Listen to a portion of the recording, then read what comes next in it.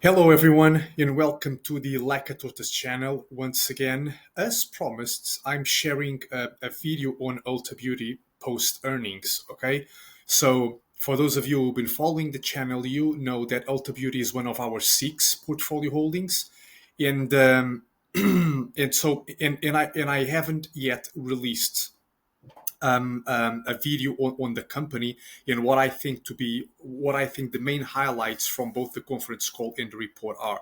Okay, so this is something that I want to do right now.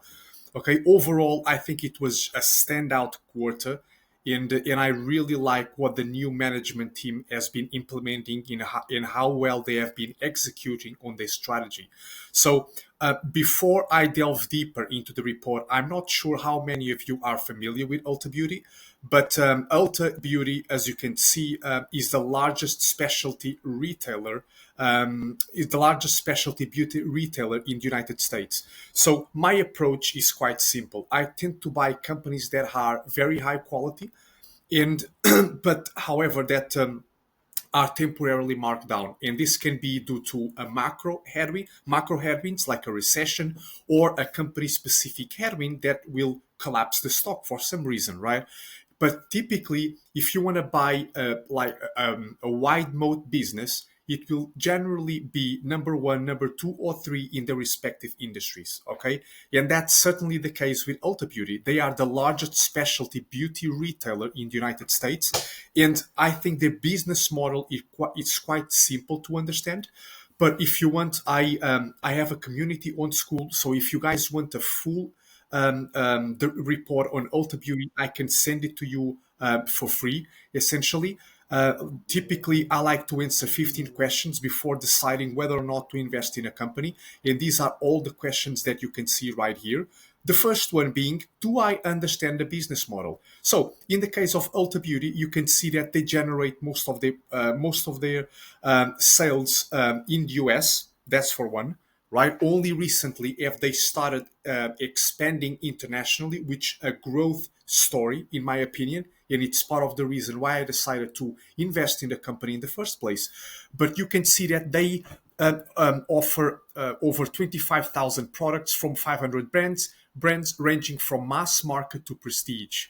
And you can see the revenue streams is comprised of cosmetics, skincare, hair care, fragrances, bath and body products here in Europe, and also in fact, I think, yeah, exactly. So one of the main competitors in the United States has been Sephora, which is expanding and growing very rapidly as well. And Sephora has been acquired by Louis Vuitton, which I'm also an owner of.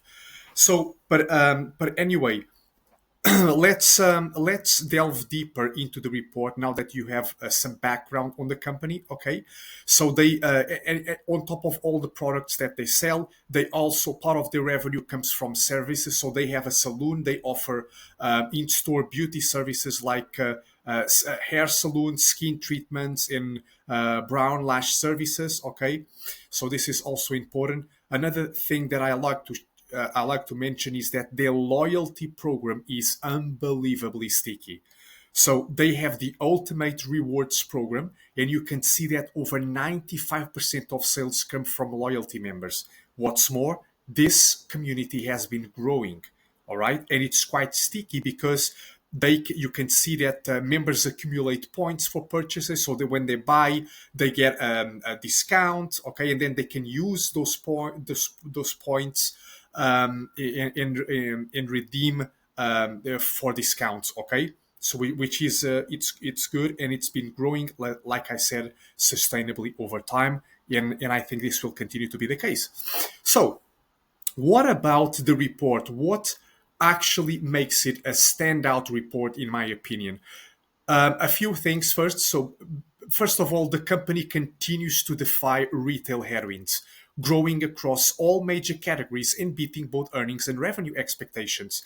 This is a company that you can see, if you've been paying attention to the retail space, you can see that many retailers like Target and Walmart are warning about tariffs and all of that. They are struggling. However, it's amazing how resilient Ulta Beauty has been. and they have shown growth across all major categories, right? And they beat analyst expectations. What stands out to me is how new CEO Keisha Stelman, new CEO because so she became CEO not long ago, I think less than 2 years ago actually. And one of the things that she wanted to implement was the unleash strategy. Okay, and the goal is to once again to reignite growth. All right, and that's clearly paying off. So investments in marketing, labor, and service coupled with the introduction of new brands are driving tangible market share gains. All right, despite industry concerns around rising costs, pricing pressures, and tariffs, Ulta once again shows that a strong brand with disciplined execution can weather uncertainties. All right. So, what are the key highlights from this report? Number one, you can see that net sales jumped 9.3% year over year, boosted by comparable sales growth, the Space NQ acquisition, which we'll be talking about later on, and new store openings. So, as they continue to expand, new store openings are part of the growth strategy. I expect this to continue, especially internationally. Okay.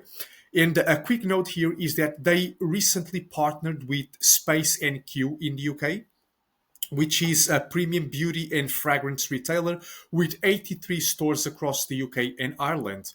I haven't seen their stores yet. Even I live in London, but it I haven't seen any of those stores, and if any of them are in London, so I have to dig further into this. But um, um, this partnership is part of this strategic move to expand internationally and reduce reliance on the US market. Okay. And so, why do I think this is important? It's because before, one of the things they said is that instead of opening stores, yeah, opening their own stores, they want to take it a different approach. So they want to partner, okay, with a great company that it has a solid understanding of the culture, right, in the environment here in the UK. And if things work out as expected, then they can consider they can consider opening new stores. So I like that conservative yet bold approach. So let's continue. You can see comparable sales almost 7% growth, reversing last year's minus 1.2%.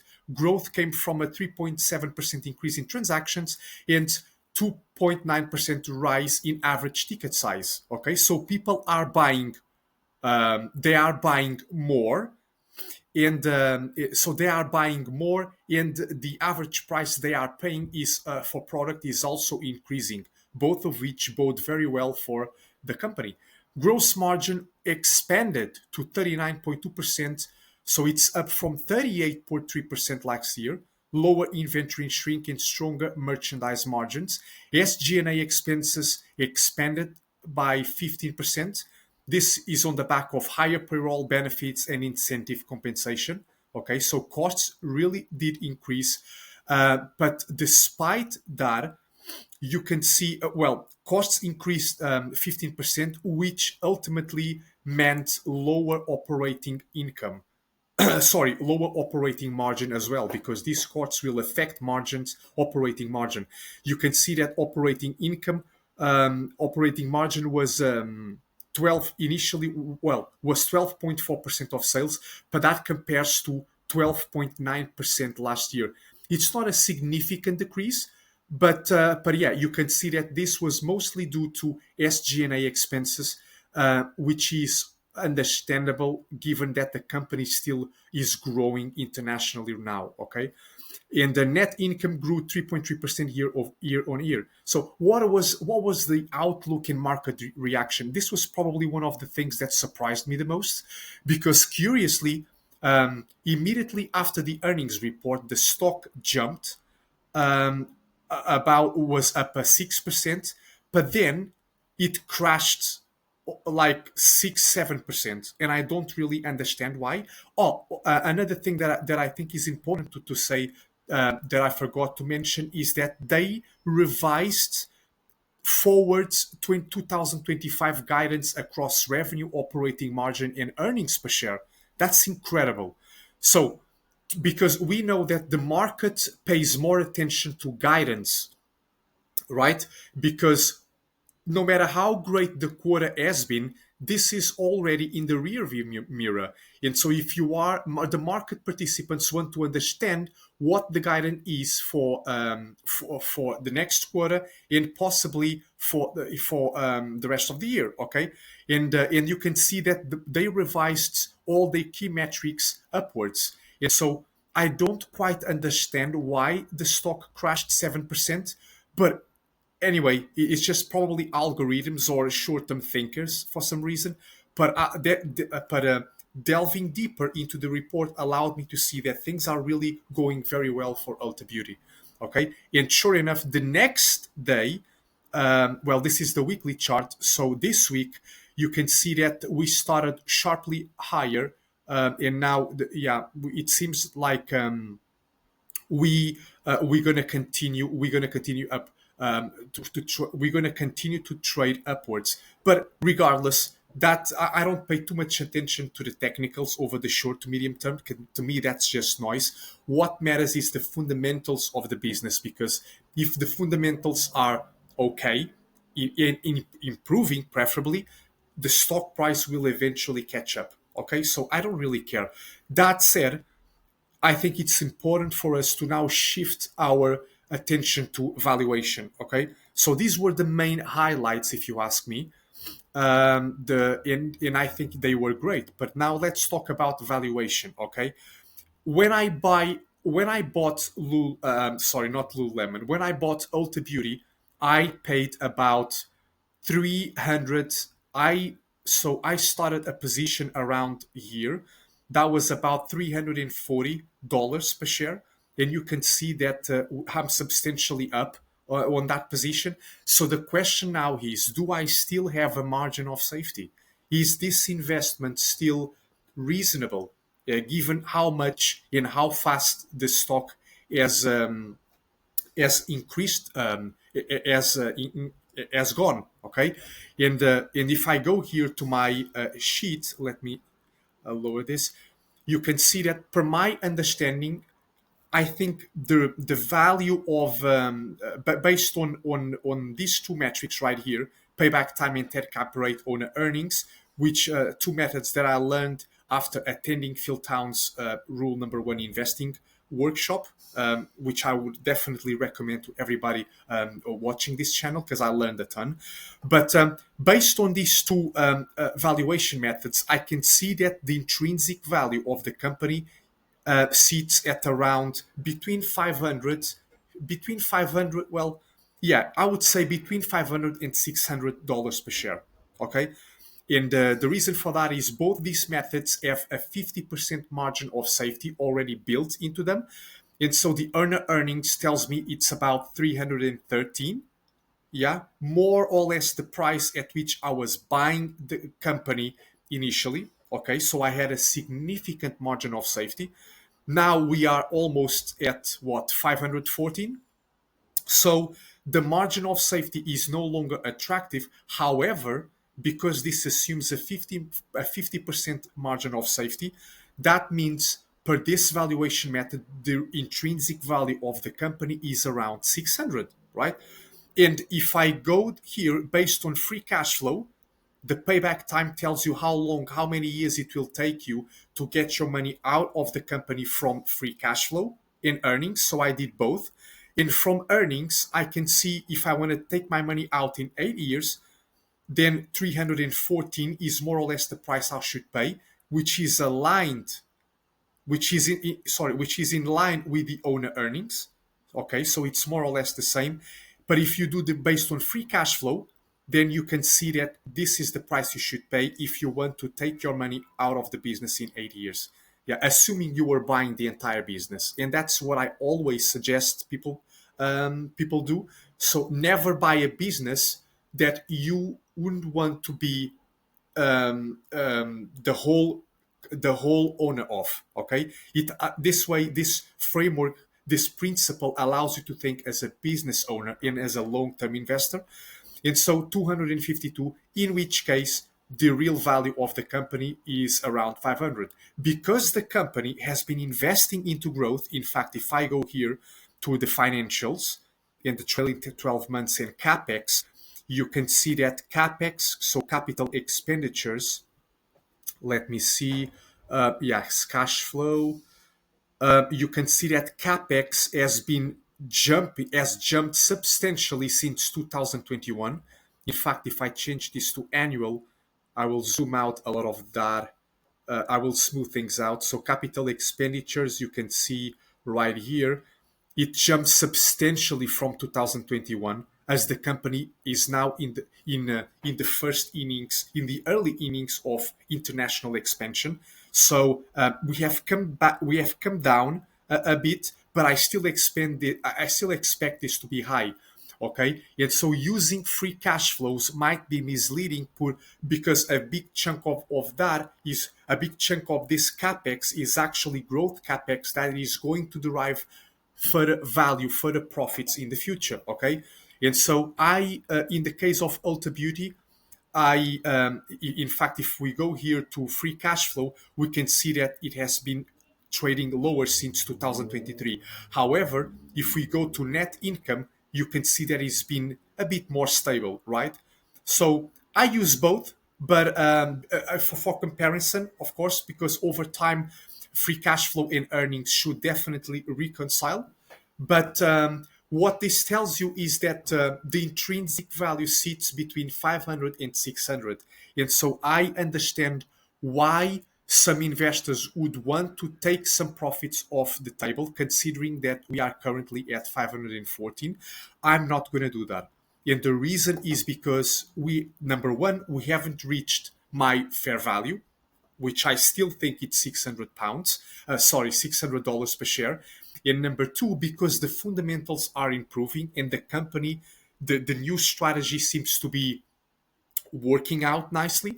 And so I will not sell shares until it reaches until the gap between value and price closes. Okay, and before once it gets to 600, well, we'll have to see.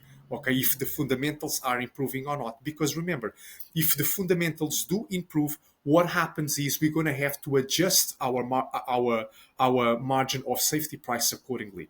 All right, and that will mean the price and that will mean the intrinsic value will go up for sure. And thus, what that means is that the price is going to be, well, the price that we can pay is going to be higher as well. All right. So look, let me know if you want to the report in the comments. But overall, I think this was a standout quarter, as I mentioned, and it's nice that the new CEO is very she's very optimistic about the future, of course. But I think I like the fact that she brings in a lot of retail experience. In fact, she has been with Ulta Beauty for over a decade, so she knows the company inside out. And I think the new strategy is definitely bearing fruits. And let's see what the future holds. And if you, yeah, let me know in the comments if you like this video and if you want that I send you the report entirely free, okay, which is something I'm happy to do as well. And in the next video, what I will do is I will give you a breakdown of my portfolio holdings, okay, very transparently. I will show you exactly my positions and how much, with the percentage of my portfolio that is allocated to each of them. Okay, so yeah, so let me know. Have a great rest of your day, and subscribe if you haven't yet.